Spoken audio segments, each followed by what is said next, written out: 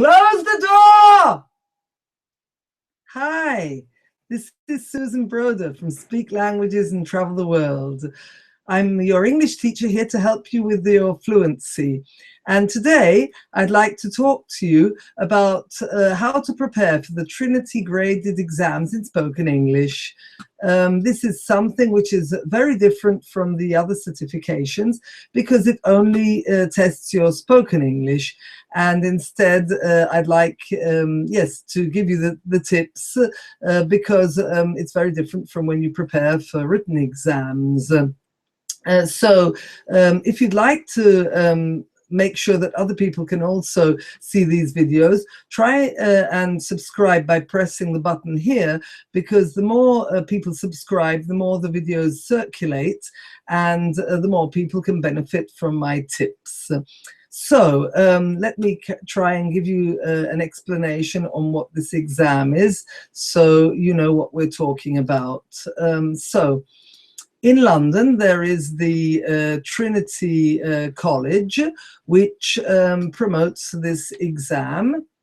It's called Graded Examinations in Spoken English, and it's very nice because many people take exams and certifications, and they say, well, I've been speaking and learning English for so and so many years, but then your employer, your future employer, may not really understand how much you know. And so with this examination, which is divided into 12 grades, if I'm not mistaken, you can actually demonstrate your level.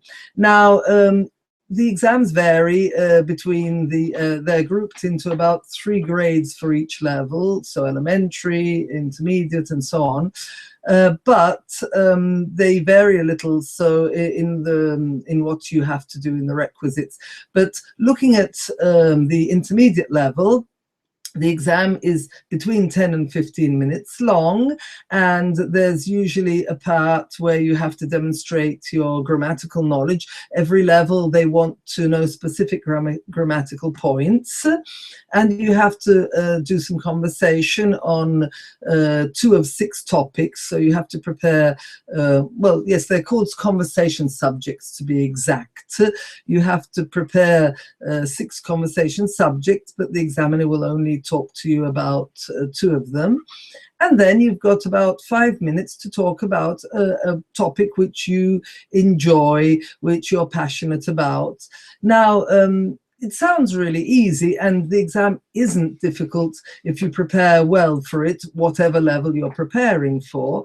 But I specialized in this because years ago I was helping a girl who had her personal difficulties, so she needed extra special coaching. And so I devised a method to make sure that she would be able to pass her exams well. In fact, she got excellent results and was commended by the authorities in London because she was so good. So I wanted to share some of these tactics, because those students who came to me and asked me for help and then thought I was overdoing it with these methods, in the end they didn't quite obtain the same results that they were aiming for. So I do think it would be important for me to share them. So let me show you. So one of the first things that you need to do is to prepare both your topic and the conversation subjects, incorporating the grammatical structures that they want you to demonstrate, because you have to prove that you know how to use them. So, for example, one of the subjects is pollution and recycling. I think it's in grade 7, if I'm not mistaken, or it used to be at least. One of the subject topics. They may have changed recently. You always have to check the website for the latest changes.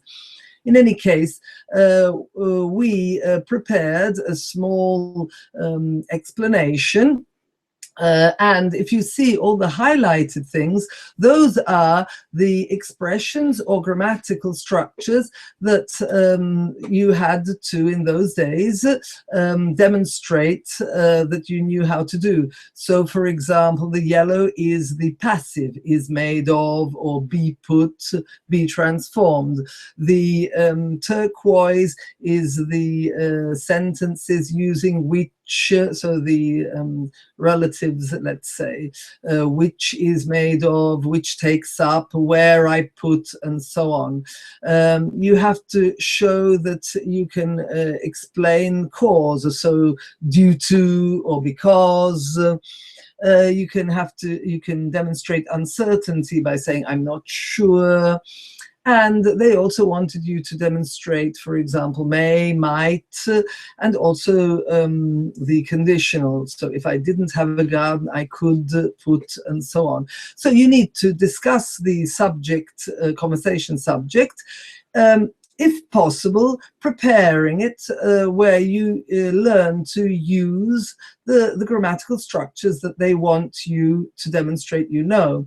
This doesn't mean that you write it up as I have here and learn it off by heart. That is absolutely inadmissible because you won't pass.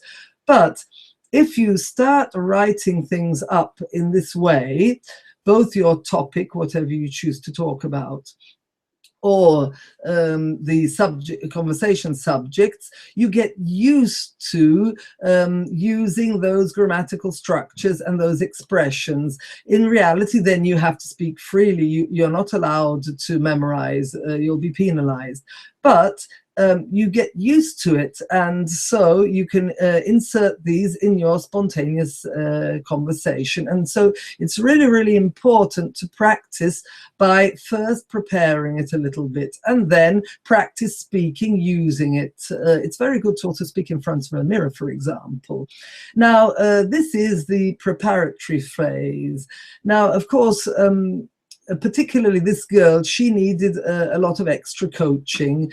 So I thought, how can we do this that she doesn't lose track of what she's talking about? And so I devised a system where for each subject, and also, so conversation subject, and also subsequently for her topic, we prepared a series of pictures that would be a kind of prompt for her to then know what she had to say. So I remember that here she used to say something like, I live in a small village and I don't know whether I'd like living in a large town, but, and because she had to compare village and city life, but then she'd give the advantages and disadvantages of living in the city compared to living in the country. And the pictures served as prompts for her to remember all the various points she wanted to talk about and not forget any points. So that's why I devised this system, and I did the same for the actual topic. She took many exams and many topics, but one of my favorites was when we did the journey into art history. So it was a journey through art history, and in about 5 minutes she presented these pages. She came up with a little booklet of printed photos which ranged from prehistory to modern art, and as you can see, we go through the various phases of art. And so in reality there was more material than she could speak about for 5 minutes, so the examiner really appreciated the fact that she came along with all these prompts, and he actually just went through the book and said, oh, can you talk to me about this, and can you talk to me about that? And so she spoke about the various parts that he indicated. And so very often you'll be asked to bring along something. It could also be something physical. I had a student who spoke about her dancing, and she brought along her tutu, her ballet shoes, and that's also very good for prompts. It depends what you have to talk about. But I mean, for example, I know certain things are not allowed. So if your passion is the snakes, you can't bring a live snake into the examination room. Therefore, I usually recommend pictures just because there's a beginning and an end. So you can make tell a story, and if the examiner wants, he'll ask you to tell everything, or he can just pick and choose. I know that we discussed this with the examiner afterwards, and the examiners always appreciated the fact that they knew where to start from, because if we had just sent in a student saying, well, I'm going to talk about art history, who knows if the examiner knows something about art history, so it's difficult to ask questions. Instead, having a booklet of pictures helped the examiner to formulate some questions. In any case, I think that this is a tried and tested method. I've had excellent results with all students, and I recommend that you prepare in advance, inserting your grammatical structure so you can practice, of course, practice speaking freely, but inserting these, and then maybe prepare some pictures so that you can remember, not make sure you don't forget anything that you absolutely wanted to talk about. Well, I hope these tips were useful for you, and I look forward to the next live. If anyone wants to write in the comments box where they're listening from, I'd really appreciate it, because I like to see where my students and my, the people following me are from.